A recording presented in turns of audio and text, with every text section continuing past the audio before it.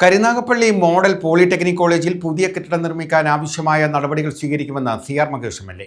കോളേജിൽ പുതുതായി നിർമ്മിച്ച സെമിനാർ ഹാളിന്റെ ഉദ്ഘാടനം നിർവഹിക്കുകയായിരുന്നു അദ്ദേഹം. പൊതുസമൂഹത്തിന് കൂടി പ്രയോജനമുണ്ടാകും വിധം പ്ലേ ഗ്രൗണ്ട് നിർമ്മിക്കാൻ സഹായിക്കുമെന്നും സർക്കാർ, MP, ത്രിതല പഞ്ചായത്ത് എന്നിവരുടെ സഹകരണത്തോടെ ഇവ നടപ്പാക്കുമെന്നും MLA ഉറപ്പു നൽകി. കരുനാഗപ്പള്ളി മോഡൽ പോളിടെക്നിക് കോളേജിൽ പുതിയ കെട്ടിടം നിർമ്മിക്കാൻ ആവശ്യമായ നടപടികൾ സ്വീകരിക്കുമെന്ന് CR മഹേഷ് MLA പറഞ്ഞു. കോളേജിൽ പുതുതായി നിർമ്മിച്ച സെമിനാർ ഹാളിന്റെ ഉദ്ഘാടനം നിർവഹിക്കുകയായിരുന്നു അദ്ദേഹം.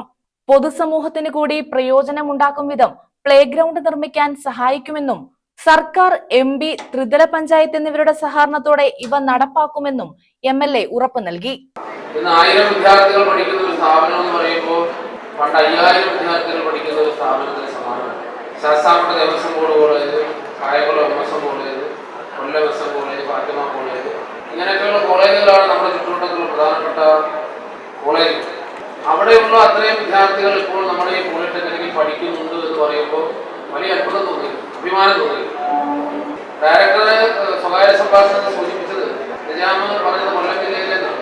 കേരളത്തിലെ തന്നെ ഒന്നാമത്തെയോ രണ്ടാമത്തെയോ നല്ല നിലയിൽ പ്രവർത്തിക്കുന്ന ഒരു പോളിടെക്നിക്കാണ് കരുനാഗപ്പള്ളി പോളിടെക്നിക്. എന്റെ അനുഭവത്തിൽ ഈ പോളിടെക്നിക് എന്ന കോഴ്സ് ആരംഭിച്ച കാലം മുതൽ ഒട്ടും ഗ്ലാമർ കുറയാതെ നിൽക്കുന്ന ഒരു കോഴ്സ് ഇതാണ്. എഞ്ചിനീയറിംഗ് ആണെങ്കിലും കാലത്തിനനുസരിച്ച് പുതിയതും പഴയതുമായ ഒരുപാട് കോഴ്സുകൾ വന്നു പോയി നിൽക്കും. പക്ഷേ നിങ്ങൾ ആലോചിച്ച് നോക്കുക, തിരക്കി നോക്കുക, ഈ പോളിടെക്നിക് കോഴ്സിന് മാത്രമാണ് തുടക്കത്തിലുണ്ടായിരുന്ന അതേ നിലവാരം രക്ഷകർത്താക്കളുടെയും വിദ്യാർത്ഥികളുടെയും പൊതുസമൂഹത്തിന്റെയും മനസ്സിൽ.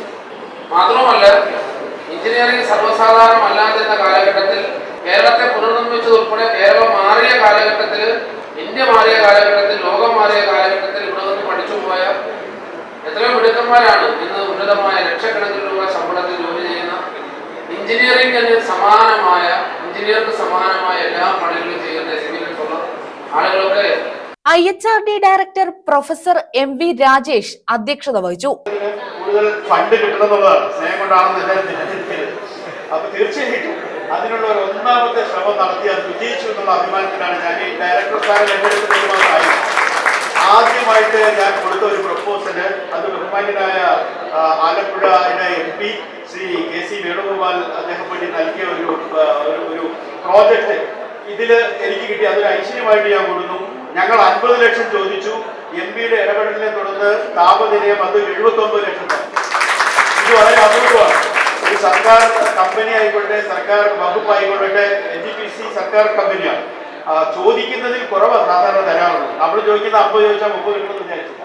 പക്ഷെ ഇത് ബഹുമാന്യനായ MP-യുടെ വളരെ പ്രഗത്ഭനായ, ഈ രാജ്യം മുഴുവൻ അറിയപ്പെടുന്ന ഒരു പൊതുപ്രവർത്തനം കൂടിയായ KC വേണുഗോപാലിന്റെ ശ്രദ്ധേയമായ സവിശേഷമായ ഇടപെടലിനെ തുടർന്ന് 79 ലക്ഷം.